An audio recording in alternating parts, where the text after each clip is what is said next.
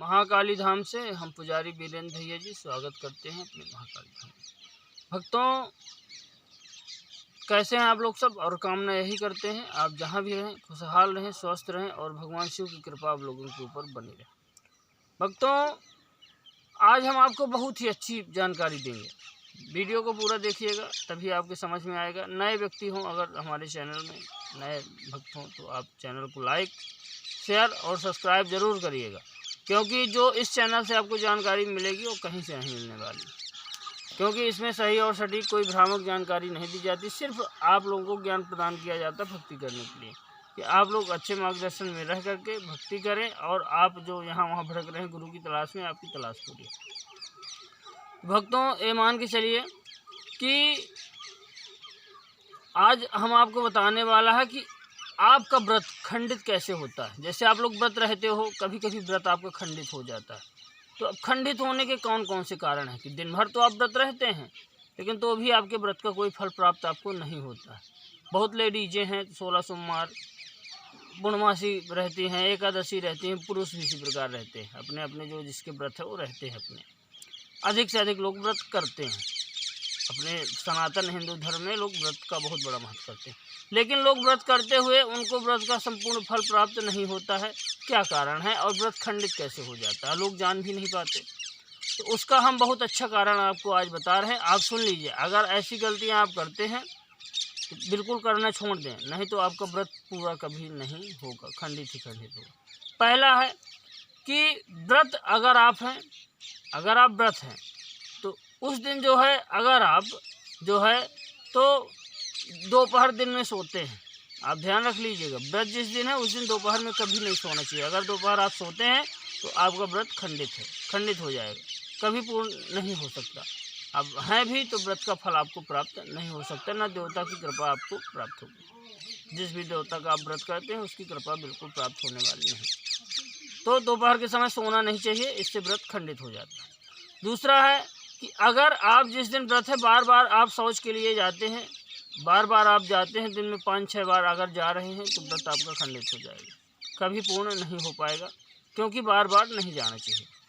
तीसरा है कि अगर आप व्रत के दिन बार बार दिन भर कुछ ना कुछ खाते रहते हैं, आपका पेट भरा हुआ है, तो व्रत आपका खंडित हो जाएगा, क्योंकि उसका कोई भी फल आपको प्राप्त होने वाला नहीं। इसलिए जो है तो जिस दिन आप व्रत हैं उस दिन बार बार कुछ भी नहीं खाना चाहिए। ये नहीं कि आप सुबह से बस खाने में लगे हैं, कहीं मूंगफली है, कहीं फल है, कहीं खीर है, कहीं हलवा है, कहीं कुछ ना कुछ आप खाते रहेंगे तो व्रत का कोई फल आपको प्राप्त नहीं होगा। ये मान के चलिए बिल्कुल 100% है भक्तों। व्रत खंडित होने के कारण हम बता रहे हैं कैसे कैसे खंडित हो जाते हैं।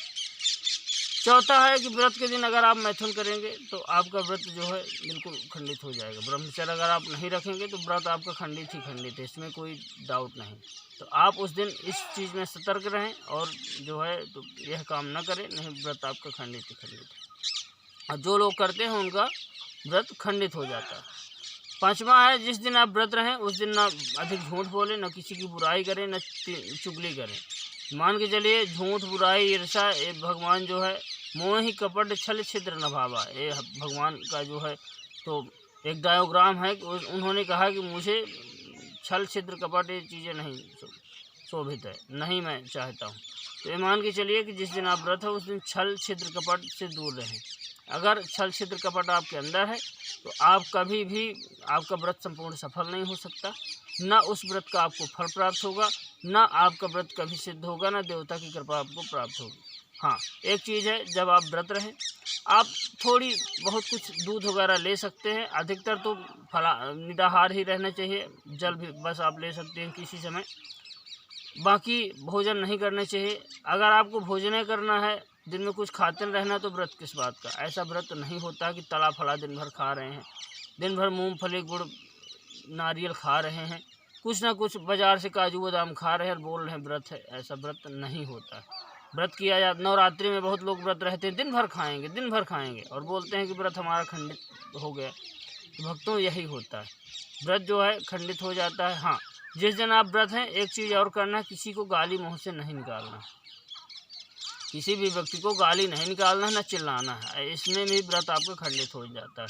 आपको मुंह अपना शांत करके रहे आना है। मुंह आप शांत करके रहेंगे तो आपका व्रत संपूर्ण सफल हो जाएगा। उस दिन तो वैसे भी मौन धारण ही करना चाहिए, व्रत का नियम है, शास्त्र भी बताते हैं, आप देख लीजिएगा कि व्रत वाले दिन व्यक्ति को मौन रहना चाहिए, मौन रहना चाहिए, कुछ नहीं बोलना चाहिए, अपने मुख से कुछ झूठ सही कुछ नहीं बोलना चाहिए, क्योंकि झूठ अगर आप बोलेंगे तो व्रत आपका कभी संपूर्ण सफल नहीं होगा। तो उस दिन तो आपको बिल्कुल झूठ नहीं बोलना चाहिए, बिल्कुल सत्य ही बोलना चाहिए। तो ये मान के चलिए भक्तों कि आप जो है जब भी व्रत रहें तो कभी भी कोई जो है तो झूठ ना बोलें, और जैसे नियम है व्रत के वैसे नियम करें, कुछ थोड़ी खा ले थोड़ा बहुत, बस अपना दिन भर कुछ ना कुछ जाप पूजा पाठ मंत्र जब करते रहे तो उसमें व्रत में जो है आपका टाइम भी कटेगा और आपको सफलता भी प्राप्त होगी और इष्ट की कृपा भी प्राप्त होगी। भक्तों, हमारे द्वारा दी गई जानकारी आपको अच्छी लगी होगी तो आप कमेंट जरूर करें, चैनल को लाइक करें, शेयर करें, सब्सक्राइब करें, जिससे अधिक से अधिक लोगों तक हमारी जानकारी पहुँच सके। भक्तों नमस्कार, जय माता।